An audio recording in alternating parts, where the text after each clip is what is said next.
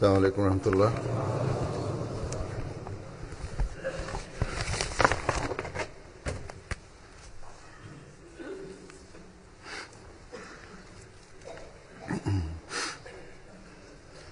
أشهد أن لا إله إلا الله وحده لا شريك له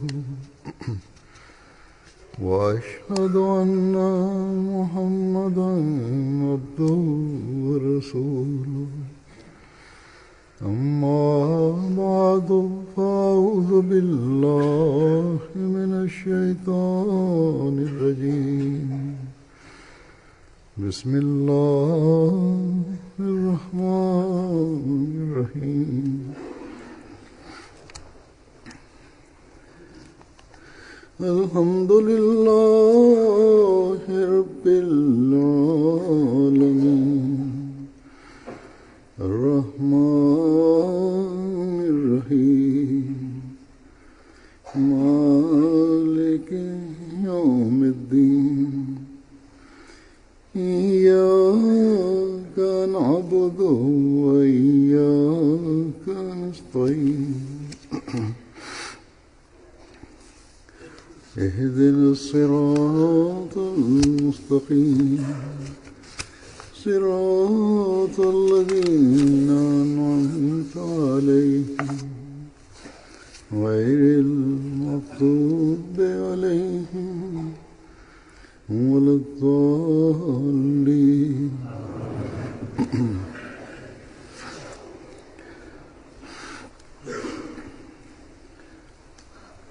Ahmadi, der an den verheißenen Messias al-Islam glaubt, weiß, dass er sich moralisch und spirituell und was sein Wissen angeht, weiterentwickeln muss. Und in dieser Zeit hat Allah uns mit der Segnung des MTA bereichert, die Programme der Jamaat und Jalsas und Ansprachen und vor allem das Bait, das internationale Bait, ist eine Sache, die durch MTA und Internet hunderttausende Menschen zusammenbringen kann und zusammenbringt. Jeder Ahmadi, ob er ein geborener Ahmadi ist oder durch den Treueeid selbst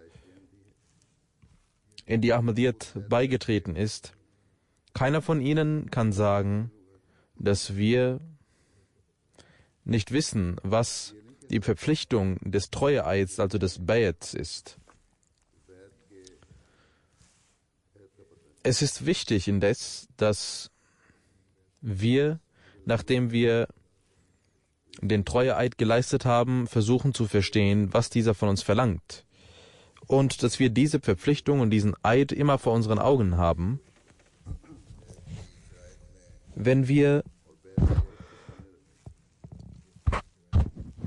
die Bedingungen, die in dem Treueeid genannt worden sind, auch nur die moralischen Bedingungen vor unseren Augen halten, dann würden unsere gesellschaftlichen Beziehungen, unsere geschäftlichen Beziehungen, unsere alltäglichen zwischenmenschlichen Beziehungen und die Ehrlichkeit und die Familien- und Eheangelegenheiten, all dies würde sich sehr stark verbessern. All dies würde sehr stark vorangehen. Aber es gibt viele von uns, die sehr weit weg sind von diesen Zielen, die der verheißene Messias al-Islam für uns vorgesehen hat. In diesem Zusammenhang hat der verheißene Messias al-Islam in seinen Bedingungen des Treueeids auf einige Dinge aufmerksam gemacht. Von denen sind einige die folgenden, nämlich: Ich werde nicht lügen, ich werde nicht Unrecht begehen, ich werde nicht untreu sein, ich werde mich nicht verleiten lassen von den menschlichen Trieben, ich werde alle Menschen im Allgemeinen und die Muslime im Besonderen nicht Schmerzen zufügen durch meine Zunge oder durch meine Hand. Ich werde nicht hochmütig sein, ich werde demütig sein.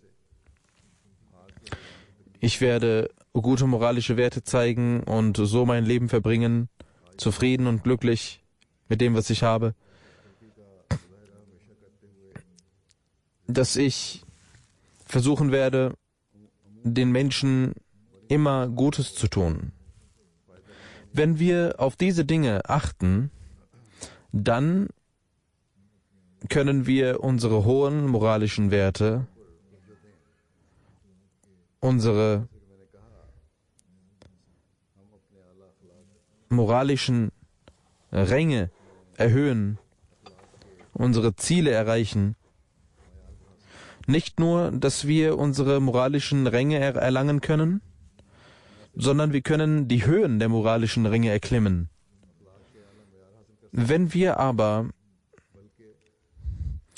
uns überprüfen, dann sehen wir, dass es unter uns eine große Anzahl von Menschen gibt, die trotz des Treueeids diesen Dingen nicht nachgeht.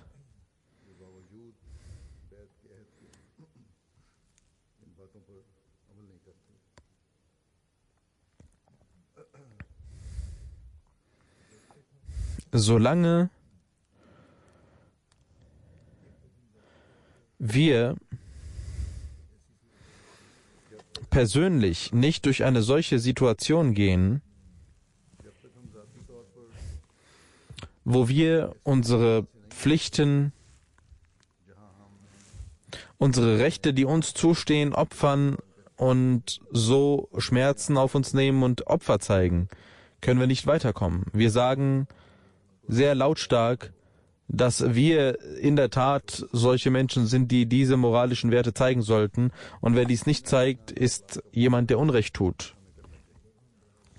Wenn wir aber selbst betroffen sind, dann vergisst die Mehrheit von uns diese moralischen Werte. Wenn man selbst betroffen ist, dann versucht man, seine Sichtweise so zu präsentieren, dass sie der Lüge nahe kommt und nicht mehr der Wahrheit entspricht. Um sein Recht zu erhalten, gibt es Menschen, um ihr Recht zu erhalten, die Unrecht begehen, die auch Untreue begehen und falsche Zeugnisse an den Tag legen, um sich zu retten. Wenn sie es nicht mit ihren Händen tun, dann gibt es viele, die mit ihrer Zunge anderen Schaden zufügen, um ihre Ziele zu erlangen. Statt Demut zu zeigen, gibt es viele, die von Selbstsucht geleitet sind und Hochmut zeigen und dann Beispiele des Hochmuts an den Tag legen. Ich habe gesehen, dass es in den Angelegenheiten von Qaza, die zu mir kommen, nicht versucht wird, die Wahrheit von der Lüge zu trennen,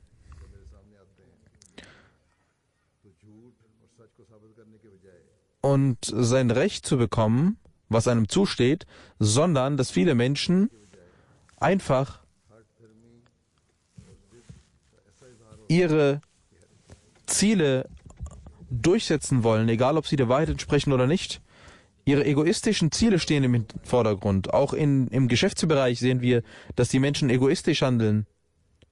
Und dann kommt noch hinzu, dass die Anwälte, die für die Parteien arbeiten, ihren Professionalismus zeigen wollen, ihre Überlegenheit zeigen wollen und dann sich der Lüge bedienen. Ob es nun Dinge sind, die Geld betreffen oder Ehebeziehungen oder irgendeine andere Form von menschlichen Beziehungen. Wegen den Anwälten passiert es, dass diese Dinge auch in die Länge gezogen werden. Auch die Ahmadi-Anwälte, genauso wie die Parteien, sollten versuchen und sollten immer ihren Treueeid und die Gottesfurcht vorziehen vor ihren egoistischen und persönlichen Wünschen. Streit entsteht natürlich auch nur dann, wenn nicht auf richtige Art und Weise oder wenn unberechtigte oder berechtigte Einwände entstehen, Argwohn entsteht. In einer solchen Situation ist es die Aufgabe von einem gläubigen Menschen, den Streit nicht in die Länge zu ziehen und nicht auf seine Sicht zu beharren, sondern sanftmütig zu sein und im Nizam-e-Jamaat und im Qaza die Dinge zu regeln. Und man sollte versuchen, immer zu wissen, dass wir Brüder sind und dass wir diese Missverständnisse, berechtigte und oder unberechtigte Beschwerden beiseite legen möchten und in Liebe unser Leben verbringen möchten. Aber derjenige, der das Recht besitzt und derjenige, der dem Recht nachgeben muss, wenn beide beharren und beharrlich sind auf ihren Standpunkt, dann kann das Nizam-e-Jamaat oder das Qaza oder auch die staatlichen Gerichte das, was sie, egal was sie entscheiden, nach Gerechtigkeit, das Problem wird nie gelöst. Nach einer Instanz kommt die nächste und man beschwert sich. Und wenn es in der Qaza auch ein 5-köpfiges Qaza-Boot entscheidet, auch dann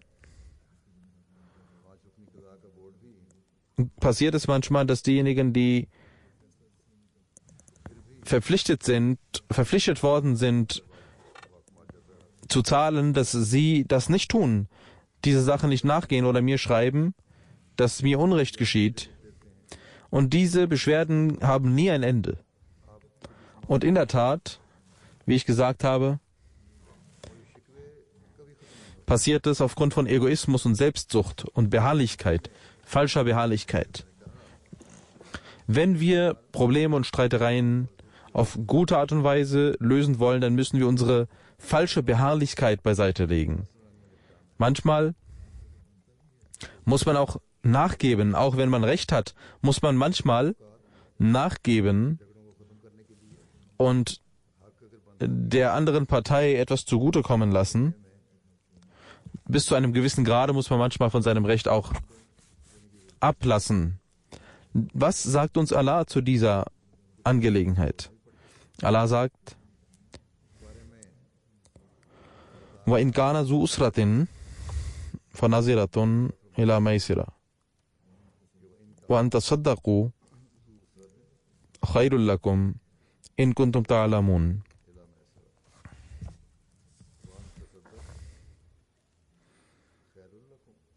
Das heißt, wenn jemand kommt und nicht viel besitzt, dann soll man ihm eine Frist gewähren. Und wenn ihr die Schuld verzeiht, dann ist dies besser, wenn ihr dies wüsstet. Ihr sollt auch wissen, dass auch ihr solche Zustände durchmachen könnt, wo es Probleme gibt und Schwierigkeiten gibt. Und vor allem gibt Allah uns in vielen Angelegenheiten Nachsicht, zeigt Nachsicht. Allah, der alle Kräfte besitzt, wenn er anfangen würde, sich zu rächen und alles zu bestrafen, dann würden wir nicht übrig bleiben. Es ist also wichtig, dass wir in unseren Bindungen und Beziehungen sanftmütig sind. Das ist ein prinzipielles Gebot, auch bei den täglichen Angelegenheiten im Geschäft, bei den Schulden, sollte man dies immer beachten.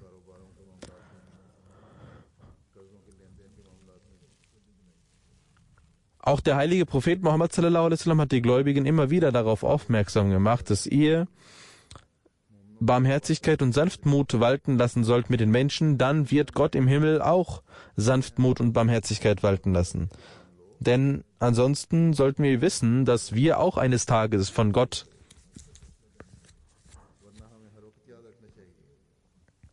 geprüft werden. Und wenn wir immer nur auf das Recht beharren, dann kann es schnell passieren, dass auch Gott uns keine Barmherzigkeit erweist. Deswegen sollten wir sanftmütig untereinander sein und nicht immer hartherzig und uns rächen und jedes Recht versuchen zu bekommen. Der heilige Prophet Muhammad sallallahu alaihi wasallam hat auch diejenigen, die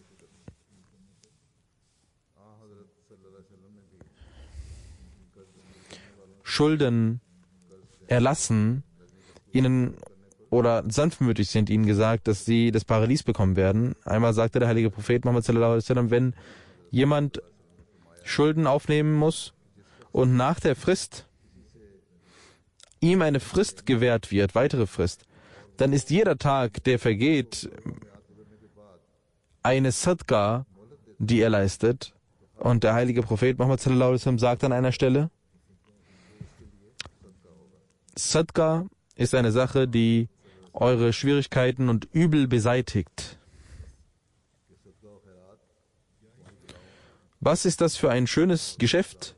Was ist das für eine schöne Sache, dass wir unserem Bruder etwas Frist gewähren und so vor Schwierigkeiten und Problemen und Übeln bewahrt werden. Allah lässt nicht einmal eine kleine Wohltat leer ausgehen und belohnt diese. Wenn wir dieses goldene Prinzip des heiligen Koran beachten und die Aussage des heiligen Propheten Muhammad sallallahu alaihi wasallam vor unseren Augen haben, dann kann eine friedvolle Gesellschaft entstehen. Dann würden die Probleme und die Beschwerden nicht in die Länge gezogen werden und auch die Institutionen, die entscheiden müssen, können, statt sich um Streitereien zu kümmern, könnten sie sinnvolle, vernünftige und langfristig angesetzte Aufgaben angehen. Gaza würde nicht mehr so viel in diesen Aufgaben zu tun haben, auch wenn Gaza dafür gedacht ist. Wenn beide Parteien sanftmütig wären, dann würde nicht so viel Energie verloren gehen und dann würden manche Dinge auch nicht so in die Länge gezogen werden, dass andere Probleme dadurch entstehen, neue Probleme entstehen, weil dies in die Länge gezogen wird. Und die Parteien, die im Gaza sind oder die in den Gerichten sind und Kosten und Energie aufwenden müssen für Anwälte in den Gerichten, auch das würde gespart werden. Es passiert oft, dass die Menschen so sehr beharrlich sind, dass sie zwar ihren Schaden in Kauf nehmen, aber beharrlich sind, weil sie Recht haben wollen. Einfach nur, weil sie Recht haben wollen. Es gibt auch Menschen, die mir schreiben, einige Parteien, dass ich mich darum kümmern soll.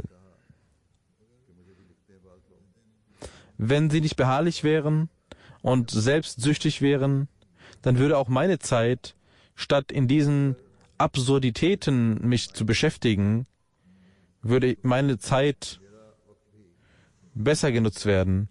Manchmal antworte ich, nachdem ich mich mit dieser Sache auseinandergesetzt habe. Aber wenn Sie damit nicht zufrieden sind mit der Antwort, dann bleiben Sie immer noch beharrlich auf Ihren Standpunkt und gehen nicht weg davon und sagen, nein, wir haben Recht. Und das ist die Beharrlichkeit, dass immer nur für Sie entschieden werden soll und dass wir auch nicht der anderen Partei irgendetwas geben wollen. Nachdem ich klar und deutlich schreibe, passiert es trotzdem, dass nach 3-4 Monaten Sie wieder einen Brief schreiben. Und wir hatten geschrieben und wir haben Recht. Revidieren Sie diese Entscheidung und geben Sie uns Recht. Ich sage nicht, dass alle Entscheidungen von Gaza immer richtig sind, 100%. Aber 85% sind immer richtig. Und die Beweise, die gezeigt werden, führen dazu, dass sie diese Entscheidungen treffen. Und wenn diese falsch sind, kann man nicht an ihre Absicht zweifeln. Von sich aus versuchen sie, diese Menschen mit reiner Absicht zu entscheiden. Wenn eine Partei denkt, dass sie Recht hat, aber gegen sie entschieden wurde, dann sollte man nicht auf Gaza oder auf den Ghazi immer schieben, alles schieben. Sie versuchen immer, gemäß den Beweisen zu entscheiden. Wenn es in irgendeiner Entscheidung etwas gibt, was zweifelhaft ist oder nach Ansicht einer Partei zweifelhaft ist, dann kann die Partei mir schreiben und ich hole manchmal auch die Akte ein und schaue mir sie an. Aber wie ich gesagt habe, auch in den meisten Fällen sind die Entscheidungen richtig. Und nur aufgrund von Argwohn entstehen Zweifel in den Herzen. Man sollte sich vor Argwohn hüten. Argwohn öffnet die Tür zu weiteren üblen Dingen. Was die Angelegenheiten von Gaza angeht, ob es Dinge sind, die Geld betreffen, die Geschäfte betreffen oder Familien betreffen, in jeder Sache ist Geld auch im Spiel, ob es die Morgengabe ist oder in den Familien- und Eheangelegenheiten sind es oft Geldfragen, die eine Rolle spielen, Morgengaben oder Geschenke und auch andere Angelegenheiten zwischen anderen Parteien. Sind es finanzielle Angelegenheiten, die irgendwie involviert sind in den Streitereien. Und diejenigen, das Prinzip, dass man eine Vereinfachung herstellen soll, dieses Prinzip gilt überall. Auch bei den Eheangelegenheiten. Gibt es verlangen die Parteien nach Geld oder in den geschäftlichen Angelegenheiten Haq Meher. Auch das ist eine Schuld, die der Ehemann zu begleichen hat. Aber manchmal passiert es so, dass die Partei des Mädchens mehr Haq Meher verlangen, als der Junge es leisten kann. Auf der einen Seite ist es eine Pflicht, diese Schuld zu begleichen, aber auf der anderen Seite macht die Partei des Mädchens auch Unrecht, begeht sie Unrecht, um ihn zu binden, was der Junge gar nicht leisten kann. Und die andere Partei, er hat nicht einmal die Kraft dazu, dies zu leisten. Wenn Gaza die Zustände des Jungen sieht und das Haq Meher verringert, dann passiert es, dass die Gegenpartei Beschwerden einreicht, warum dies getan wurde. Genauso, wenn es um Schulden geht, wenn Gaza aufgrund der Zustände entscheidet, dass Raten gezahlt werden sollen, dann passiert es oft, dass die Gegenpartei sich beschwert. Wir Ahmadis, wenn wir der Welt sagen, dass eine friedliche Gesellschaft gegründet werden soll, dann müssen auch wir in der Gesellschaft immer versuchen, Frieden herzustellen, in jeder Angelegenheit. Die Gefährten, wie waren ihre gegenseitigen Beziehungen? Hazrat Abu Qatada,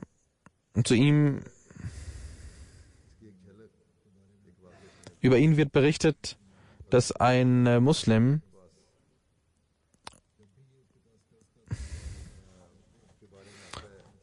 ihm etwas schuldete und wann immer er zu ihm hinging, versteckte er sich, der andere, und einmal ging er hin und sein Sohn sagte, er ist nicht zu Hause. Abu Qatada rief von draußen und sagte, ich weiß, dass du im Hause bist und es bringt nichts, dass du dich versteckst, komm heraus und rede mit mir. Als der Mann rauskam, fragte er, warum du dich versteckst, und er antwortete, die Realität ist, dass es mir heutzutage sehr schlecht geht. Und finanziell bin ich sehr schlecht dran. Ich habe nichts, ich besitze nichts.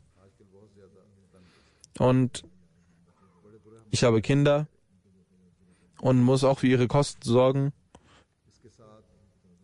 Abu Qatada sagte, ist das wirklich so, wie du das beschreibst? Er antwortete, ich schwöre auf Gott, das ist mein Zustand. Daraufhin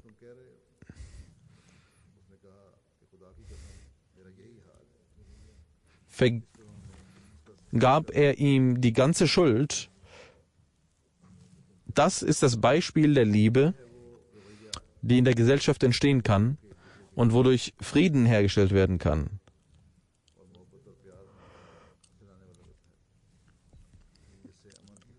Derjenige, dem geschuldet wurde, war nicht beharrlich, sondern hatte ein Gefühl und ein Schamgefühl. Auch derjenige, der die Schuld begleichen muss, hatte sich geschämt.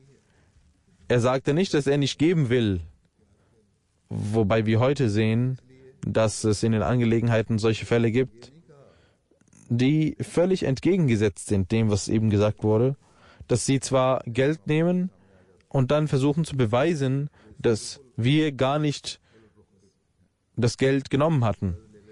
Eine friedliche Gesellschaft kann nur entstehen, wenn beide Parteien mitmachen, sowohl der Gläubiger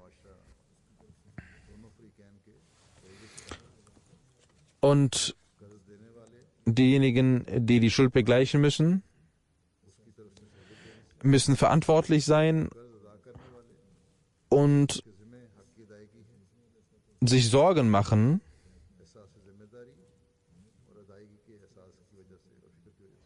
und der Gläubiger sollte sanftmütig sein. Egal, wir als Jamaat des Verheißenen Messias al-Islam sollten so agieren, ob das Qaza jemanden verpflichtet oder nicht verpflichtet zurückzuzahlen. Derjenige, der das Recht einfordert, soll sanftmütig sein, und derjenige, der das Recht geben muss, muss eine Verantwortung haben.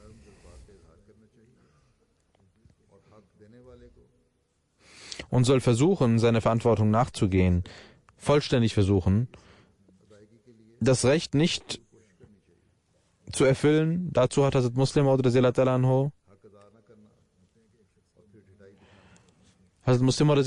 sagt, dass ein Mann wegen seines Hauses in einer Verhandlung war, in einem Prozess war, und die Mieter wollten sein Haus nicht räumen, und dieser Mann lebte nicht in Qadian, sondern war in der Armee, diente in der Armee, und er kam für einige Tage im Jahr nach Qadian. Hazrat Muslim Maud sagt, ich sagte zu ihm, du bist ein Diener in der Armee, kommst für 15 bis 20 Tage nach Qadian.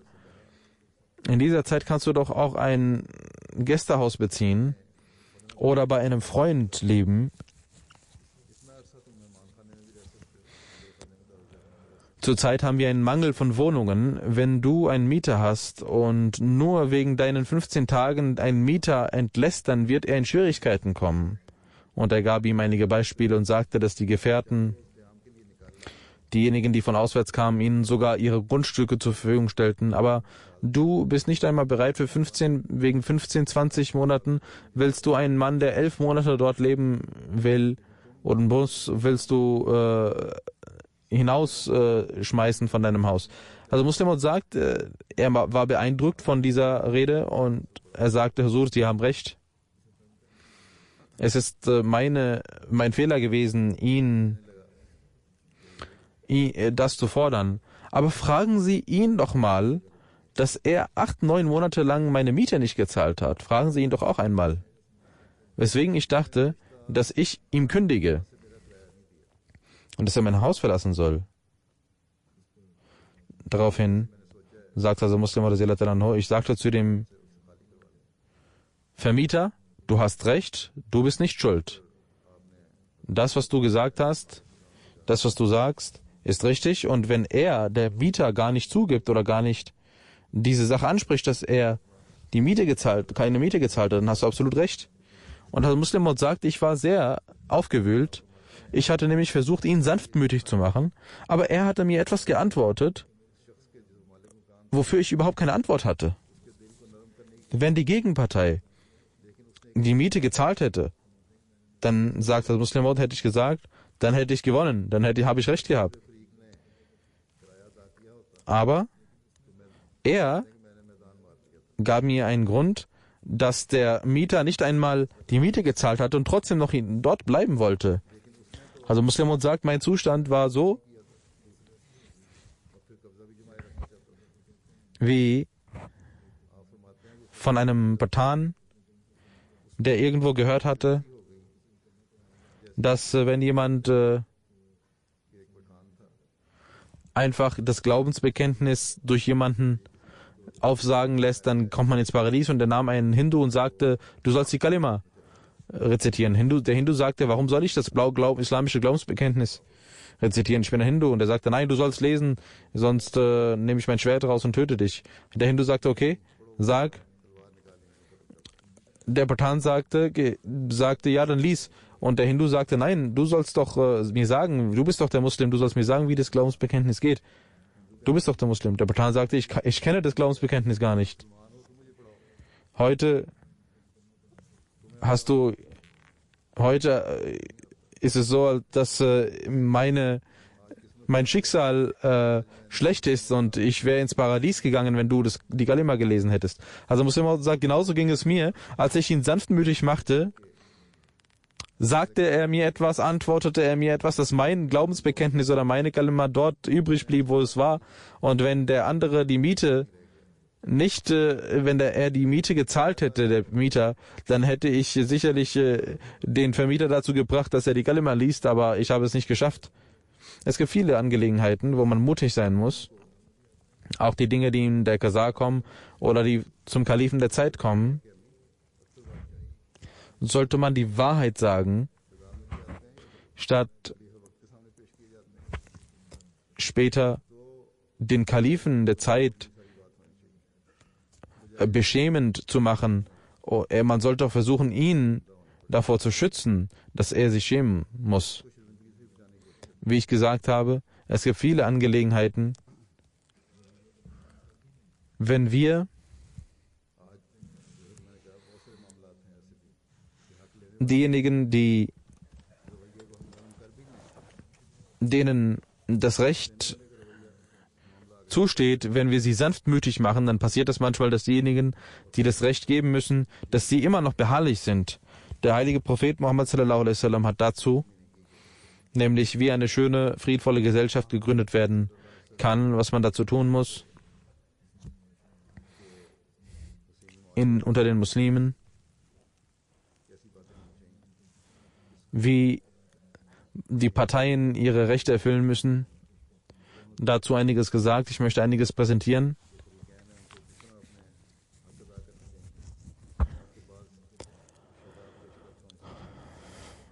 Einmal betete er für jemanden und sagte, O Allah, sei barmherzig dem gegenüber, der barmherzig ist zu anderen, wenn er nach Geld verlangt, dann sanftmütig ist. Und diejenigen, die sanftmütig sind und eine Einfachheit für die anderen herstellen, für sie sagte er und gab ihnen frohe Botschaft und sagte, Allah ließ einen Menschen ins Paradies eintreten, der beim Kauf und Verkauf und wenn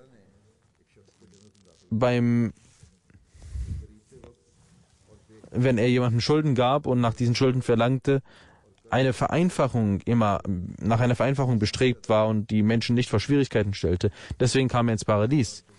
Und dann sagte der heilige Prophet Muhammad sallallahu alaihi wasallam, derjenige, der einem Schuldner, dem es schlecht geht, die Schuld verzeiht oder ihm sie vereinfacht und eine Frist gewährt, dann wird Allah ihn, wenn er keinen Schatten besitzt, einen Schatten unter seinem Thron geben. Dann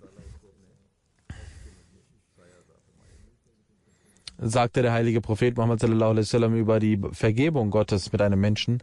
Er sagte, dass ein Geschäftsmann jemandem Geld gab Und wenn er Menschen sah, denen es nicht gut ging, dann vergab er ihnen die Schulden und sagte seinen Dienern, vergib denen die Schulden, denn vielleicht wird Allah uns auch dadurch vergeben. Und der heilige Prophet Muhammad sallallahu alaihi wasallam sagt, deswegen vergab ihm Allah auch und war barmherzig mit ihm. Diejenigen, die die Kraft besitzen, sollten, so sehr es möglich ist, sich um Vereinfachung kümmern und bemühen, statt ihre Zeit zu vergeuden in Gerichten und ihre Energie zu vergeuden. Aber der Islam sagt nicht nur dies, dass diejenigen, die Schulden gegeben haben, dass sie Vereinfachung herstellen, sondern der Islam macht jede Partei auf ihre Verpflichtungen aufmerksam, wodurch Hass beseitigt wird und Frieden entsteht. Derjenige, der die Schuld begleichen muss, auch ihnen gegenüber hat der Islam Verantwortungen auferlegt.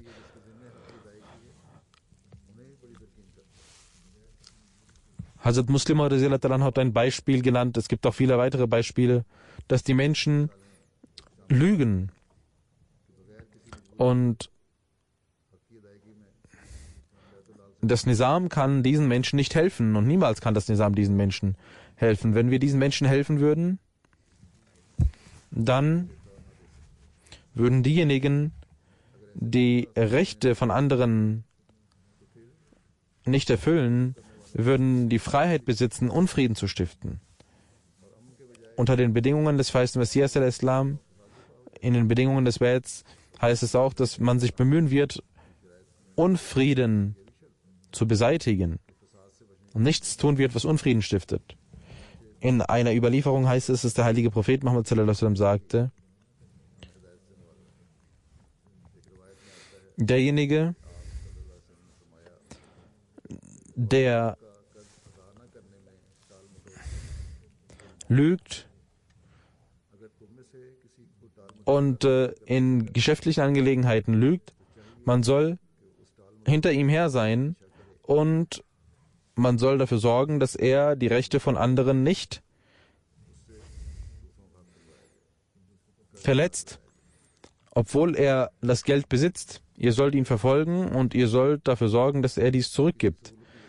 Wenn wir das nicht tun, dann würden diejenigen, die Unrecht begehen, die Freiheit besitzen, zu tun, was sie wollen.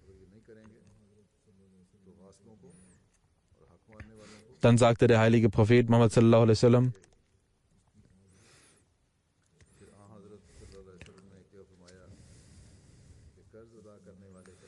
dass derjenige, der lügt, er soll bestraft werden.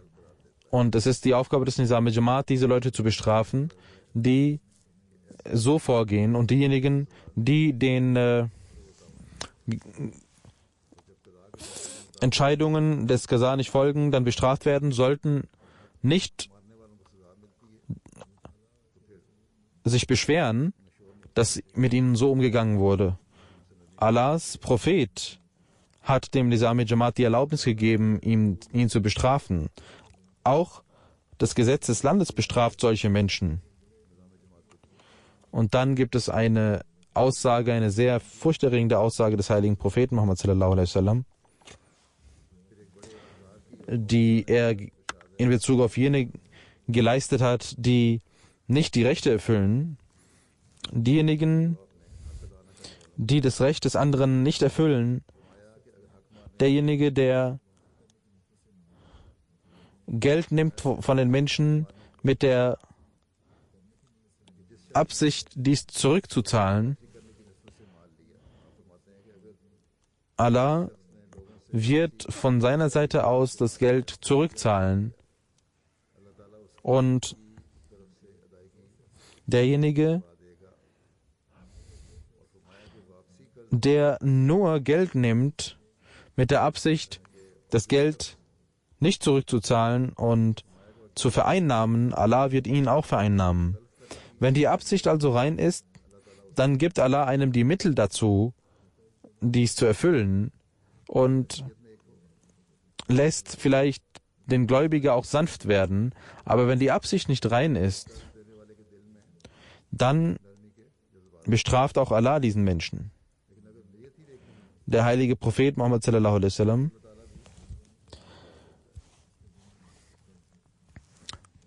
in der Regel machte er nicht das Janaza eines Menschen, der jemandem etwas schuldete. Der heilige Prophet Muhammad sallallahu alaihi wasallam betete auch dafür, vor der Schuld gerettet zu werden. In einer Überlieferung heißt es, ein Gefährte sagt, dass er den heiligen Propheten Muhammad sallallahu alaihi wasallam hörte, wie er sagte: Ich suche Zuflucht bei Allah vor Schulden und vor Kufr, vor Unglauben. Einer fragte: O Prophet Allahs, ist die Schuld genauso zu bewerten wie Kufr? Der heilige Prophet Muhammad sallallahu alaihi wasallam sagte ja. Und dann hat Aisha radhiyallahu anha erklärt dies weiterhin und sagt, der heilige Prophet Muhammad sallallahu alaihi wasallam betete im Gebet dafür: O Allah, ich suche Zuflucht vor Sünden und vor Schulden. Jemand fragte: O Prophet Allahs, Sie beten nach Zuflucht, suchen Sie vor der Schuld. Weshalb? Und der heilige Prophet Muhammad sagte, wenn jemand ein Schuldner ist, dann lügt er und dann will er sein Versprechen nicht erfüllen. Das ist der Grund, weshalb man nach Zuflucht suchen muss. Diejenigen, die Geld brauchen, sollen versuchen, dass sie auskommen, ohne Schulden zu nehmen. Und wenn sie aber eine Schulden aufgenommen haben, dann müssen sie sich bemühen, dies zurückzuzahlen. Ernsthaft sollen sie dies versuchen. Auch Hakmeher ist eine Schuld.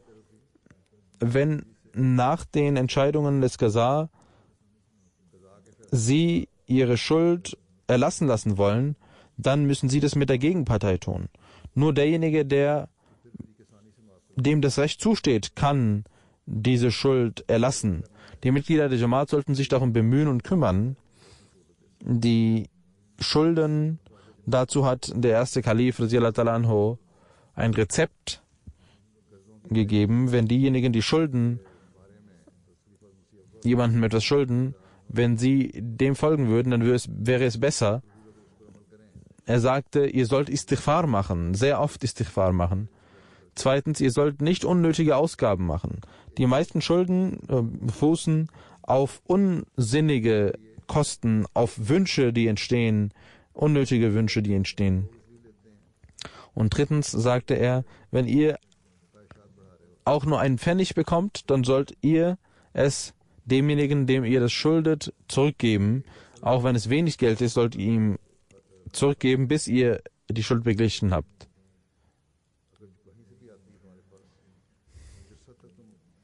Und ihr sollt versuchen, dies zurückzuzahlen, solange ihr es vollständig zurückgezahlt habt. Man soll sich immer besorgt und bemüht sein, dies zu tun. Auch wenn es kleine Beträge sind, soll man dies sparen. Und wenn man spart, dann muss man auch sich in Schwierigkeiten bringen und dann diese Schuld begleichen. Es gibt Menschen, die aufgrund von persönlichen Vorlieben, weil sie große Autos kaufen wollen, jemand schrieb mir, dass ich ein Auto habe, aber ich liebe ein anderes Auto und ich habe kein Geld, darf ich von der Bank Kredit aufnehmen? Wenn er dies tut, dann bleibt er immer ein Schuldner. Man sollte sich vor solchen unsinnigen Schulden hüten. Dann gibt es Menschen, die Geschäfte angefangen haben, junge Leute, die im Namen des Geschäfts Geld nehmen von anderen Menschen und da sie keine Erfahrung hatten, ist ihr Geschäft kaputt gegangen und auch sie haben ihr Geld verloren und auch das Geld der Menschen verloren. Auch solche Menschen sollten vorsichtig sein. Und diejenigen, die das Geld geben, sollten auch vorsichtig sein, statt dann später zu bereuen. Sie sollten schon vorher sich überlegen, wem sie das Geld geben und wer das ist, der die Geschäfte macht.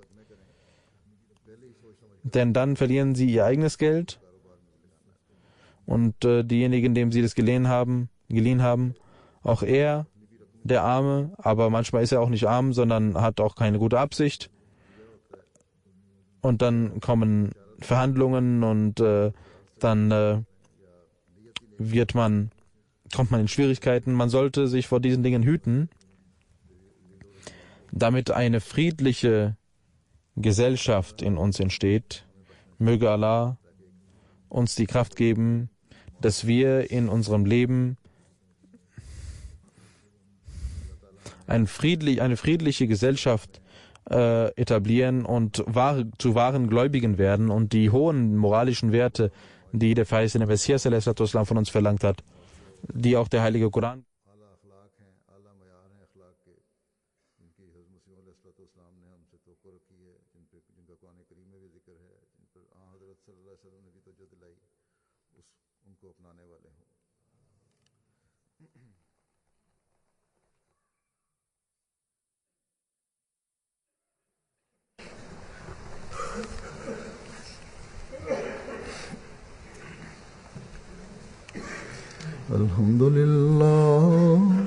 الحمد لله نحمده ونستعينه ونستغفره ونؤمن به ونتوكل عليه ونعوذ بالله من شرور أنفسنا ومن سيئات أعمالنا من يهده الله فلا مضل له ومن يضلل فلا هادي له ونشهد أن لا إله إلا الله ونشهد أن محمدا عبده ورسوله عباد الله رحمكم الله إن الله يأمر بالعدل والإحسان